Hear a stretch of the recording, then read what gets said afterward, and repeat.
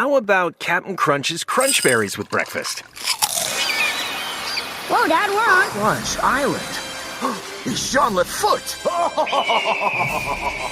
And he stole our crunch. Quick, the zip line. He's getting away. Throw our last crunch berry. No! No one steals my crunch berries. I think you mean my crunch berries. Choose your own crunch venture with Cap'n Crunch. Now, y'all know I love McDonald's for a quick meal, especially if I'm out and about with the boys and need something to eat. I like food, and y'all know I like saving money too.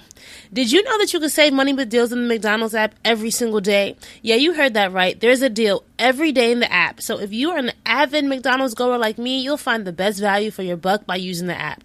One of my favorite things about the app is the ability to order ahead. So let's say I'm on the road, just picked up Axel from school, and know I promised him some McDonald's fries on a Sunday, but don't want to have to wait in that long line. I open up the app and just place my order there.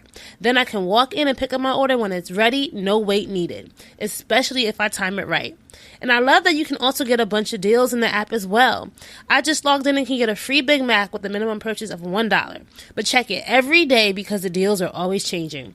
Plus, make sure to share your birthday so McDonald's can celebrate with you with something special. Dream drivers save money with the McDonald's app. Nope, you must opt into rewards. Hello and welcome to America in Focus, powered by the Center Square. I'm Dan McCaleb, Chief Content Officer at Franklin News Foundation, publisher of the Center Square Newswire service. We are recording this on Friday, July 5th. The regulatory power of federal agencies took a massive hit this week when the U.S. Supreme Court ruled that judges had the authority over federal bureaucrats to interpret federal statutes when there is a dispute over congressionally passed laws. Joining me to discuss the impacts of this decision is Casey Harper, the Center Square's Washington, D.C. Bureau Chief. Casey, tell us about this decision. Yeah, Dan, I mean, this is hard to overstate the importance of this decision. Of course, we talk a lot about and we live in a news cycle where it's dominated by chaos, by Trump versus Biden, by the debates, by the presidential immunity case, and so many other things. But if you miss this Chevron case, you really miss something important. And it really goes back to 1984 when the U.S. Supreme Court ruled in Chevron v. Natural Resources Defense Council. And, you know, they were trying to decide what is the role of federal bureaucrats when it comes to making highly specific rules off of sometimes vague laws passed by Congress. And the Supreme Court created something called Chevron deference, which is kind of giving federal regulators the benefit of the doubt whenever they make rules. It's saying, hey, the Supreme Court ruled, regulators, they know more about this issue. We're going to trust their judgment. And for the most part, defer to them on how to interpret the rules because they are the regulators. And so, that's been the law of the land for a few decades now, and it's had some huge implications on the growth of the power of the executive branch. In this case in particular, there's been a lot of focus on environmental policy versus energy policy in that relationship, but it's wide ranging. And the U.S. Supreme Court in this decision said, you know what, federal bureaucrats don't actually have that much power, and it's up to the courts to decide if the rules that are created by the federal government are actually in line with the law that was originally passed. Yeah, the critics of the 1984 decision in the Chevron case largely said that it gave unelected bureaucrats, people who were not accountable to voters, wide power to decide things that Congress didn't grant them the authority to. And essentially what this Supreme Court did is rolled back that 1984 decision and allowed the courts to settle disputes over law. And the wide-reaching implications are on this. It can go so much as far as, like, for example, and you wrote about that this week, Casey, but the Biden administration's changes to Title IX. Tell us a little bit about that. Yeah, I mean, this in some ways seems unrelated, but it's actually a perfect, case of exactly what we're talking about here. So Title IX is a law that was passed, I believe, in the 70s, and the basic point of it, among other things, was to protect women's facilities, protect women's sports in K through 12 schools and colleges. And so, a school couldn't have a really nice, amazing locker room for the boys football team and have no locker room for the women's softball team, right? I mean, they had to have some kind of, parity in the facilities and having sports teams. Women had to have their own sports. You couldn't just tell the girls, well, if you want to play on the boys team, knowing that wouldn't be a good experience for them and they may not even make it. They had to have separate girls teams. They had to have their own facilities. And so that was the reason Title IX was passed. And it basically protected these categories by sex is the language it used. And so and that's been the law of the land for years now. And, it is what it is. And now the Biden administration, upon taking power, decided to across several agencies. This is a coordinated effort across Department of Education, USDA, other agencies, to change the interpretation of the word sex in law, this decades-old law, well before transgenderism or the LGBT issues were at the forefront. Did they change the word sex to mean gender identity and sexuality?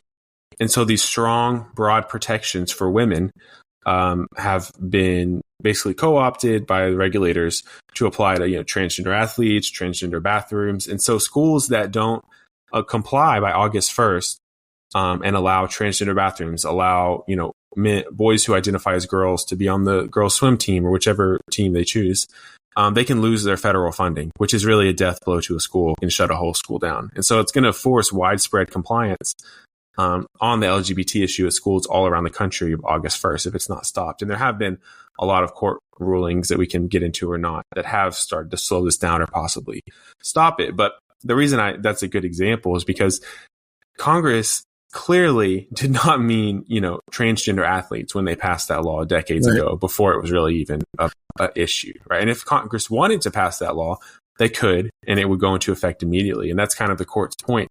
Is if Congress wants to make that law, let Congress make it. But federal regulators in the Department of Education can't go back decades and reinterpret the meaning of old laws to push an agenda. And that's what Chevron puts it into. So regarding Title IX and its real impact on the Chevron, the most recent Chevron decision. So there have been lawsuits filed across the country challenging the Biden administration's changes to Title IX. In many instances, or in at least a few instances, courts have ruled in favor of the states, saying the Biden administration had no authority to change this congressionally passed law. Now that Chevron's been overturned, does it help the states' cases who are challenging Title IX? Yes, for sure. I mean, and I kind of I misspoke. Chevron is the older case from the 80s. Right. Loper is the new case that overturned it, right? Overturned Chevron deference, which is giving agencies the benefit of the doubt. So, yes, I mean, I spoke with legal experts on this, and they say the Chevron, there was already other cases in the, courts that were really hampering and Title IX's enforcement. But with the overturning of Chevron, they say that this is almost certainly going to go to the Supreme Court now. And with this new legal landscape, I think it's very likely that the Supreme Court will slap down this Title IX, because it's really, to me, a textbook case of exactly what the concern was with Chevron, with Chevron and why it was overturned, because it just goes too far. This has really been a theme, Dan, of the Biden administration, really pushing the limits of executive power to see what they can get away with. They did it with the eviction moratorium, right, during COVID, which was the courts were kind of, the Supreme Court was just kind of aghast at and said, there's no way you can do this. And they turned down. But Biden got the political points for trying. Same with the student loans. He's tried twice now, to do these sweeping, like, for instance, the first student loan forgiveness, $10,000 per person, hundreds of billions of dollars. He took an old law that was meant for veterans to get some college funding, and he applied it to basically the whole nation and to forgive their loans. And so that's a good example. Taking an old law, reinterpreting it to mean what you need it to mean as an agency to do what you want. And so that, this is a pattern. So far, the Supreme Court has not tolerated it. And so I think that could very well happen again and put an end to these Title IX changes here pretty soon. Casey, thank you for joining us. Listeners can keep up with this story and more at thecentersquare.com. How about Captain Crunch's Crunch Berries with breakfast? Whoa, Dad, we're on Crunch Island. It's Jean Lafoot. And he stole our crunch. Quick, the zip line. He's getting away. Throw our last crunch berry. No!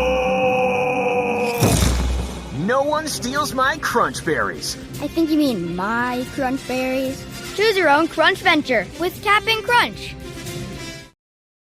Now, y'all know I love McDonald's for a quick meal, especially if I'm out and about with the boys and need something to eat. I like food, and y'all know I like saving money too. Did you know that you can save money with deals in the McDonald's app every single day? Yeah, you heard that right. There's a deal every day in the app. So if you are an avid McDonald's goer like me, you'll find the best value for your buck by using the app. One of my favorite things about the app is the ability to order ahead. So let's say I'm on the road, just picked up Axel from school, and know I promised him some McDonald's fries and a sundae, but don't want to have to wait in that long line. I open up the app and just place my order there. Then I can walk in and pick up my order when it's ready, no wait needed, especially if I time it right. And I love that you can also get a bunch of deals in the app as well. I just logged in and can get a free Big Mac with a minimum purchase of $1. But check it every day because the deals are always changing. Plus, make sure to share your birthday so McDonald's can celebrate with you with something special. Dream drivers save money with the McDonald's app. Nope, you must opt into rewards.